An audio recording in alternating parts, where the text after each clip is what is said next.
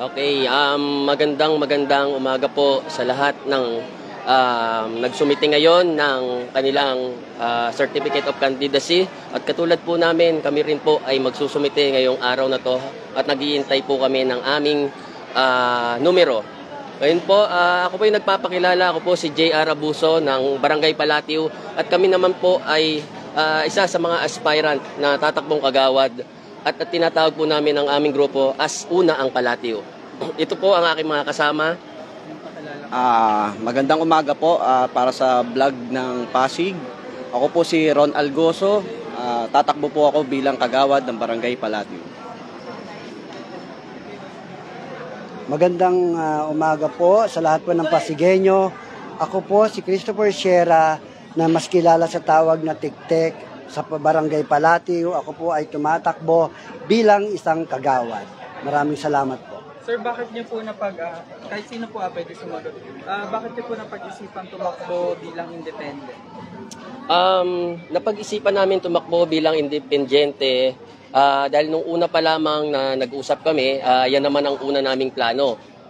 Wala naman kaming nakausap na mga tatakbong kagawad o chairman. Pero hindi pa po natin alam sa ngayon dahil magsusumiti pa lang tayo ng ating candidacy at ongoing pa rin hanggang bukas. Malalaman natin po yan sa mga darating na araw kung magkakaroon pa po ng grupo o magkakaroon pa kami ng chairman. Ayan, so kani-kanyang advokasya o gustong gawin kung sakaling maupo kayo bilang kagawad, kayo po mauna. Ako bilang kagawad, katulad nga ng sinabi ko, kami ang grupo ng Una ang Palatio. Ang una namin gagawin ay, siyempre, ay pa-priority natin ang mga proyekto, panukala at mga ordinansa na aakma sa pangangailangan ng mga Palatiwenyo. Alam naman po natin na magkakaroon lang tayo ng magandang takbo ng barangay government o sinatawag na good governance kung mapapasatupad po natin ang mga panukala na pwede para sa mga kabarangay po natin. Ako naman po, pa-priority po natin yung unang-una yung health, pangalawa po yung education, at panghuli po yung sports. Yan po yung mga ipa-priority po natin kung sakasakali po nga pala rin po tayo bilang kagawad sa Barangay Palatio. Maraming salamat po.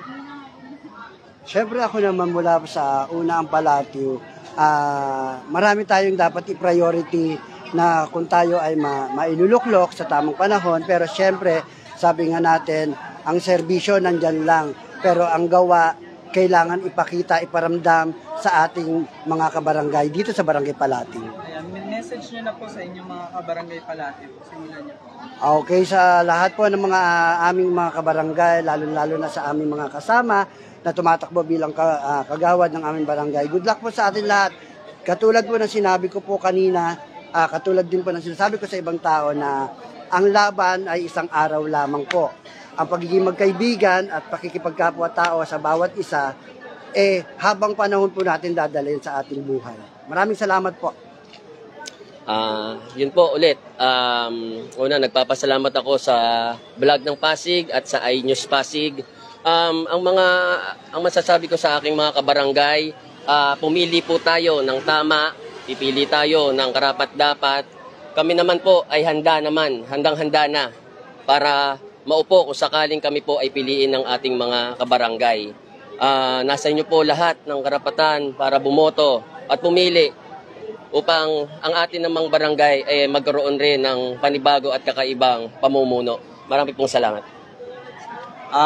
Ako naman po, sisimplihan lang ho natin na good luck po sa lahat at maging fair na lang po sa lahat ng tatakbo. Wala na lang pong siraan. So yun lang po yung magiging message ko sa lahat ng tatakbo bilang kagawad, SK man, kapitan man, lahat tayo dapat peace lang, wala tayong siraan. So, yun lang po, salamat po. Maraming salamat po. Maraming salamat.